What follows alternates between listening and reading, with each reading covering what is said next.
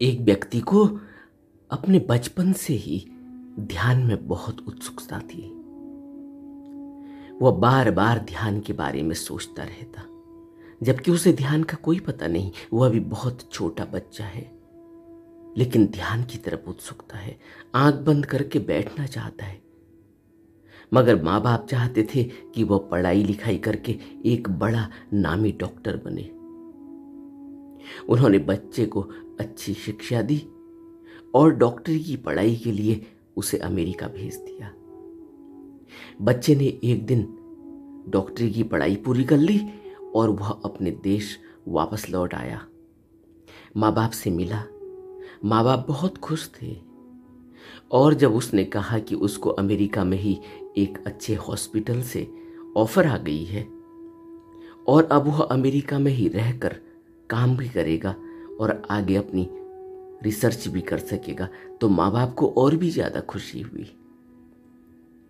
वह कुछ दिन माँ बाप के साथ रहकर वापस अमेरिका चला गया और यह भरोसा दिलाकर गया कि जल्दी ही वह सारी कागजी कार्यवाही पूरी करके उनको भी अपने साथ ले जाएगा।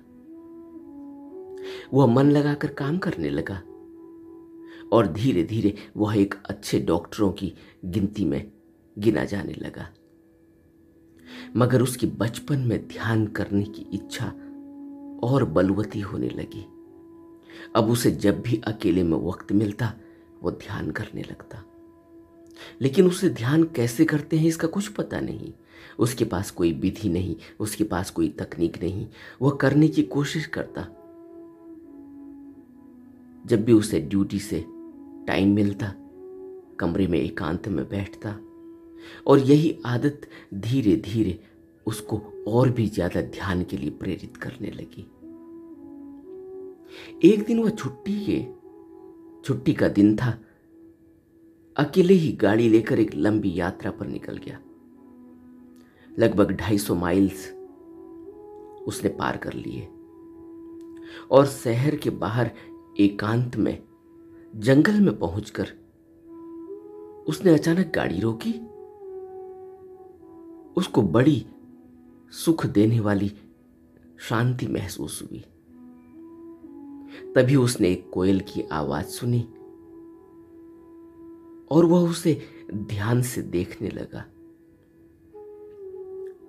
पेड़ की तरफ देखते देखते उसकी नजर ऊपर पहाड़ी पर बनी एक झोपड़ी पर गई, जो अकेला ही एकमात्र घर था, एक झोपड़ी थी। और कोयल लगातार उस पेड़ के ऊपर बोल रही थी। उसने गाड़ी किनारे पर पार्क की और वह ऊपर पहाड़ी के लिए जो पगडंडी जा रही थी उस पर चलने लगा। कोयल भी उसके साथ साथ पेड़ों पर आती, आवाज लगाती और वह कोयल साथ साथ ही उसके उस झोपड़ी तक उसको ले गई और पास के पेड़ पर बैठ गई।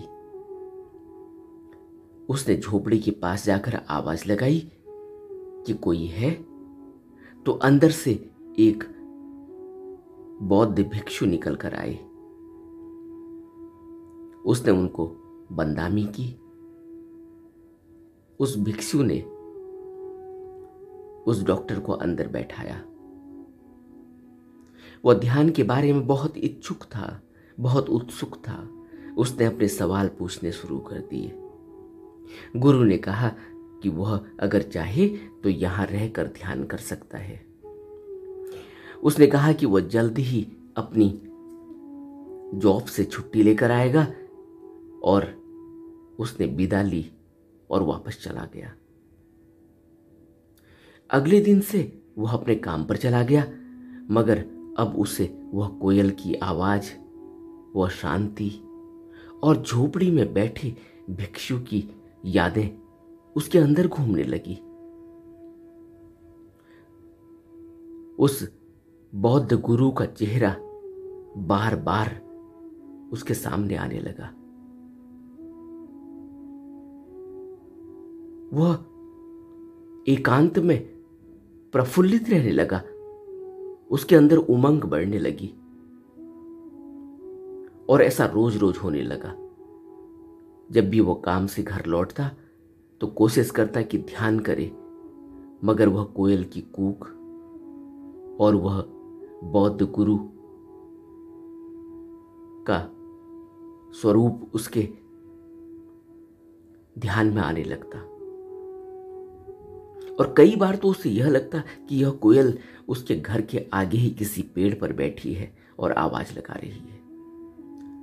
कई बार वो उठ उठ कर देखता, अपनी बालकनी से झांक कर देखता, खिड़की खोल कर देखता, लेकिन कोई भी कोयल उसे तो कभी दिखाई नहीं दी। मगर वह आवाज इतनी स्पष्ट थी कि वह अवाक होने लगा, वो आश्चर्यचकित रहने लगा।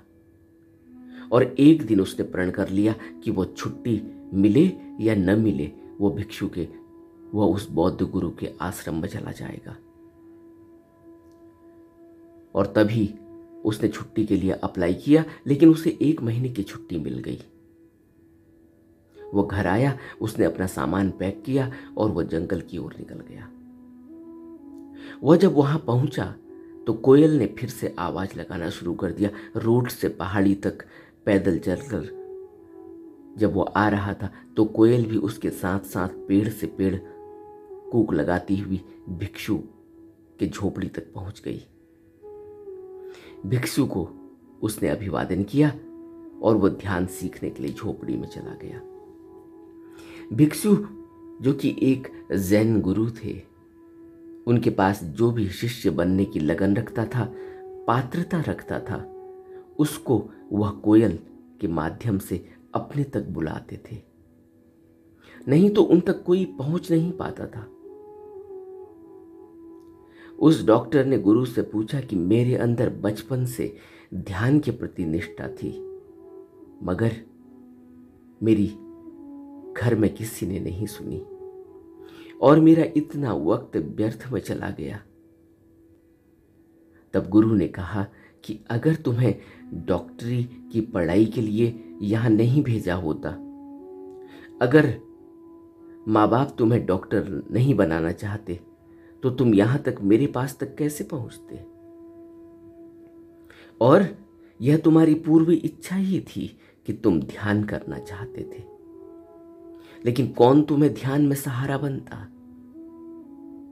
इसलिए यह सब जुड़ा हुआ है, संयोग और वियोग और समुत्पाद की यह घटना कि यहां कारण और कार्य जुड़ा हुआ है, और यह जंजाल इतना बड़ा है कि इसको आसानी से समझा नहीं जा सकता कि कौन सा कारण कार्य से जुड़ा है और कौन सा कार्य से फिर कारण पैदा होता है, फिर कार्य पैदा होता है।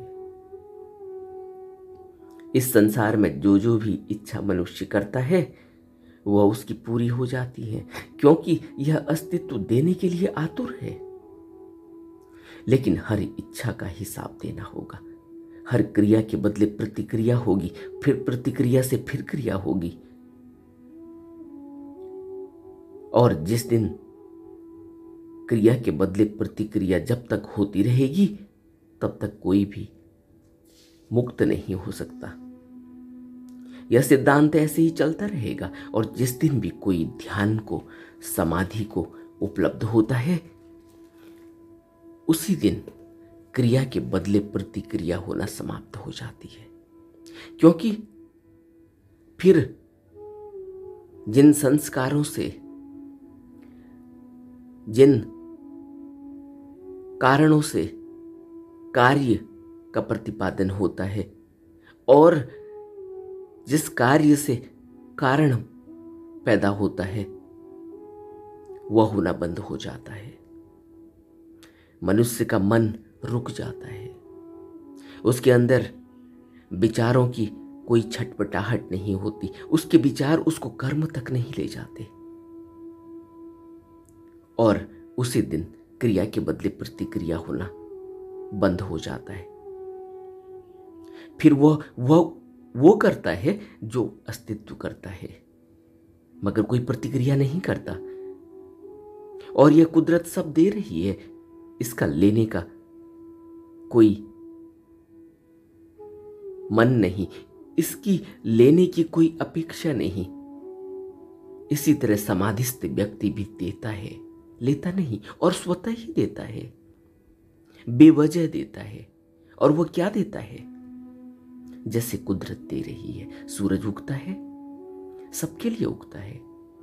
तुम्हें जरूरत हो नहीं हो, तुम किस देश के हो, किस धर्म के हो, किस राज्य के हो, किस जाति के हो, अच्छे हो, बुरे हो, बच्चे हो, आदमी हो, औरत हो, जानवर हो या पेड़ पौधे हो, जीव जंतु हो,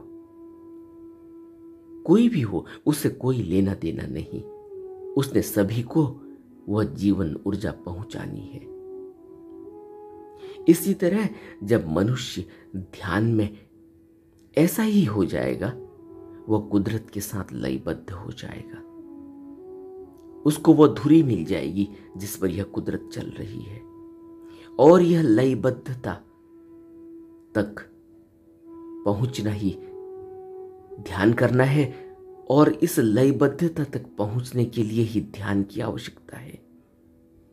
और जब तक मनुष्य लयबद्ध नहीं हो जाता, बिखरा बिखरा, टूटा टूटा, अलग थलग पड़ा रहता है, तभी तक वह दूर है।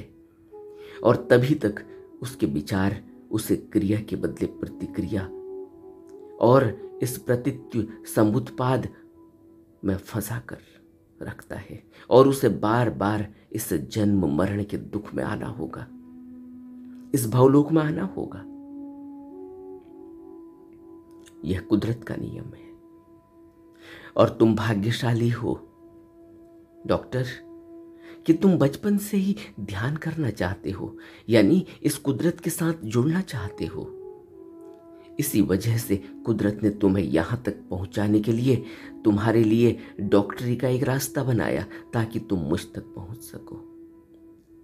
मगर अभी मंजिल दूर है, तुम्हारी यात्रा लंबी है। तुम्हें खूब ध्यान करना होगा, ताकि तुम्हारे अंदर से क्रिया के बदले प्रतिक्रिया और मन में चल रहे यह विचार तुम्हें कर्म तक न पहुंचा दे। तब तक तुम्हें ध्यान करना होगा, और गहरा ध्यान करना होगा। और जिस दिन भी तुम कुदरत से जुड़ जाओगे, समाधिस्थ हो जाओगे, मुक्त हो जाओगे, निर्वाण के पद को प्राप्त कर लोगे। गुरु ने फिर उसको ध्यान की विधि बताई और उसको कहा कि यह कोयल जब भी कूक लगाए तुम्हें सतर्क रहना होगा, और यह दिन रात बोलती है।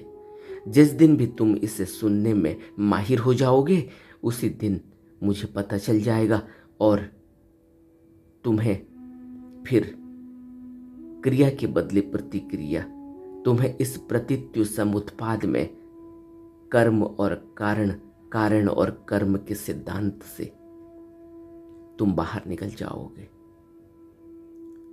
अब वो ध्यान करने लगा, और सुबह शाम तक कोयल की आवाज को सुनने की कोशिश करता, लेकिन कई बार उसका ध्यान भटक जाता, क्योंकि वो एक संसारी आदमी है, और उसने कभी इतना गहरा ध्यान और इतना लंबा ध्यान कभी किया नहीं। कभी उसे नींद आ जाती, कभी वो रोज की व्यवस्थाओं में लगता, खाना बनाने में गुरु की मदद करता, लकड़ी लाता, पानी लाता, बर्तन मलता, झाड़ू पोछा लीपा पोती करता, तो वह कोयल की आवाज को नहीं सुन पाता, उसका ध्यान भटक जाता। अब उसे यह ध्यान बड़ा मुश्किल लगने लगा। कई बार वह खिन्न और चिड़चिड़ा भी हो जाता, लेकिन कहे किसे, क्योंकि तब से गुरु ने उससे कोई बात ही नहीं की थी। गुरु नाराज है या खुश है, उसे कुछ पता नहीं। ऐसे ही समय बीतता चला गया, और उसके महीने भर की छुट्टी खत्म होने को आई। जब उसका जाने का दिन आया, उसके एक दिन पहले गुरु ने चुप्पी तोड़ी और कहा कि तुम अब जा सकते हो। अब तुम यह अभ्यास करते रहना, और जिस दिन मैं पाऊंगा कि तुम्हें यह कोयल की आवाज 2400 घंटे सुनाई पड़ने लगी है। तुम ठहरने लगे हो, तुम्हें फिर बुला लिया जाएगा। उसने गुरु से विदा ली और अगले दिन वह वापस काम पर लौट गया। अगले दिन वह अपने काम पर लौट आया, लेकिन उसे गुरु की आश्रम की याद आने लगी। वहां की वह शांति, वह कोयल की आवाज जो उसे कभी कभी सुनाई देती थी जब वह शांत होता, मगर ऐसा मुश्किल से पूरे दिन में 1-2 बार ही होने लगा। क्यों? क्योंकि वह इतना व्यस्त रहने लगा। वह एक बड़ा नामी डॉक्टर था। अब वह सोचता रहता कि उसे सब कुछ छोड़कर गुरु के पास ही चले जाना चाहिए, मगर फिर उसे अपने माँ बाप की याद आती और उनके अरमान जो उन्होंने उससे अपेक्षा रखी है। यह बातें उसको याद आने लगी। कुछ दिनों के बाद माँ बाप का वीजा तैयार हुआ और वह अमेरिका उसके साथ आ गए, लेकिन 2-4 दिनों में ही उनका मन नहीं लगा और वो वहां के कल्चर से और वहां के वातावरण से अभ्यस्त नहीं हो पा रहे थे। वहीं दूसरी ओर डॉक्टर की इच्छा थी कि वह एक बार अपने माँ बाप को गुरु से मिलाने ले जाए।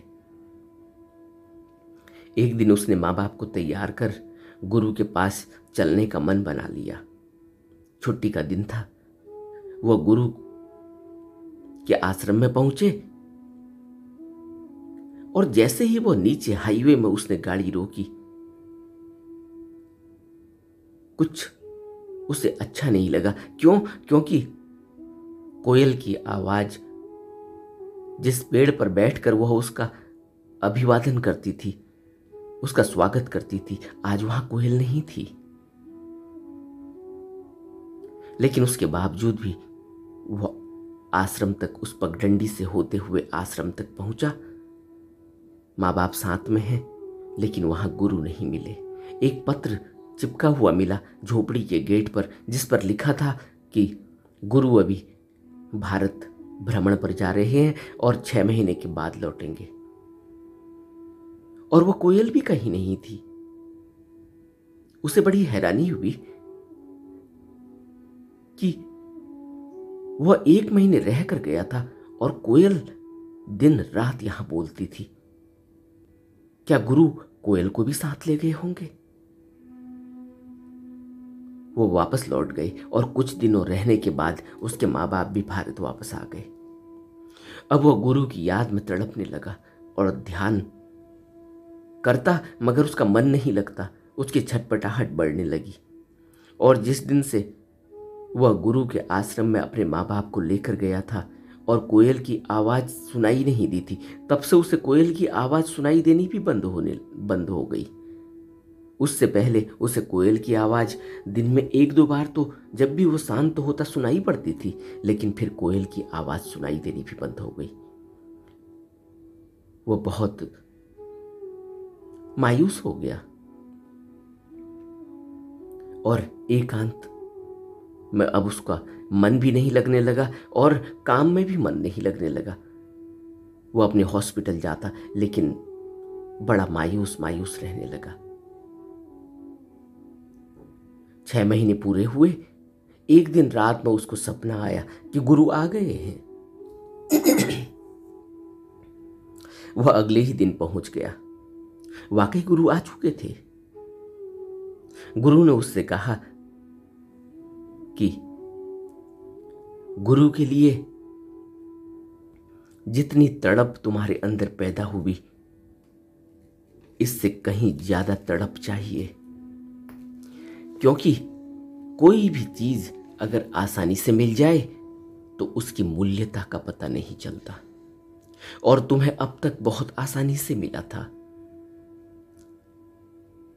यह इसलिए आसानी से मिला था क्योंकि यह तुम्हारे पूर्व के कई जन्मों से तुम ध्यान की तरफ उत्सुक थे। यह उसका परिणाम था।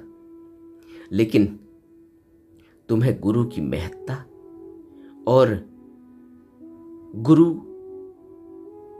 के प्रति तुम्हारी श्रद्धा और तुम्हारा विश्वास अभी कच्चा कच्चा था, और यह तड़प से तुम्हें पता चला कि गुरु की अनिवार्यता मनुष्य की जिंदगी में कितनी है, और गुरु के बिना मनुष्य को ध्यान करने में कितनी रुकावट आती है, और गुरु क्या सहारा करता है, क्या सहारा देता है, इसका तुम्हें अब अच्छे से एहसास हुआ होगा।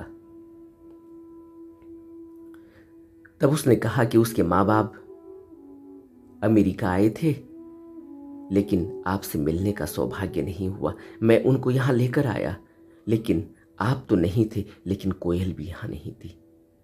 तब गुरु ने कहा कि हर किसी के नसीब में गुरु से मिलना नहीं होता। गुरु जिसको चाहता है उसको अपने तक बुलाता है, और यह घटना गुरु के अलावा कोई नहीं जानता। न तो कोई शिष्य गुरु तक पहुंच सकता है, और न ही गुरु वक्त के पहले किसी शिष्य को बुलाता है। यह गुरु की अंतर आंख है। तुम जिस हाईवे से आते हो, इस हाईवे से लाखों लोग रोज यहां से गुजरते हैं, और मुझ तक कितने लोग पहुंचते हैं? तुमने 1 महीना इससे पहले यहां बिताया, यहां कितने लोग पहुंचे? क्या उस 1 महीने में तुमने यहां किसी दूसरे व्यक्ति को देखा? और यह हाईवे, यहां लाखों लोग 150 किलोमीटर, 200 किलोमीटर, 250 किलोमीटर की रफ्तार से गाड़ियां दौड़ती हैं, और न जाने कितने लोग सुबह से शाम तक यहां से गुजर जाते हैं, लेकिन उनको न तो कोयल की आवाज सुनाई पड़ती, और न उनको यहां किसी ऊर्जा का एहसास होता। क्यों नहीं होता? क्योंकि उनके भाग्य में, उनके मस्तक में अभी गुरु का मिलना नहीं, अभी उनकी साधना की यात्रा दूर है, अभी उनको कुदरत से जुड़ने में कोई दिलचस्पी नहीं, अभी उनकी आंख उनकी तरफ नहीं है, संसार की तरफ है। और जब तक आंख संसार की तरफ रहती है, तब तक अपने को नहीं देख पाती, अपनी तरफ नहीं मुड़ पाती। और तुम सिर्फ मामूली व्यक्ति नहीं हो, तुम कोई एक हाड़ मांस का पुतला ही नहीं हो। तुम्हारे अंदर यह पूरी कुदरत, रोज सूरज निकलता है, और निकलता ही नहीं है, वह सूरज की ऊर्जा, वह सूरज का प्रकाश तुम्हारे अंदर है, और वह चांद की चांदनी, और वह शांति, और वह शीतलता भी तुम्हारे अंदर है, और यह समुद्र भी तुम्हारे अंदर है, और यह हवा भी तुम्हारे अंदर है, यह पानी भी तुम्हारे अंदर है। यानी अस्तित्व की हर चीज तुम्हारे अंदर है, इसके बिना तुम्हारा कोई वजूद हो नहीं सकता। लेकिन हम अपनी तरफ न देखकर हम इस कुदरत को बाहर देखना चाहते हैं, इसलिए यह कुदरत कभी आती और कभी जाती दिखाई देती है।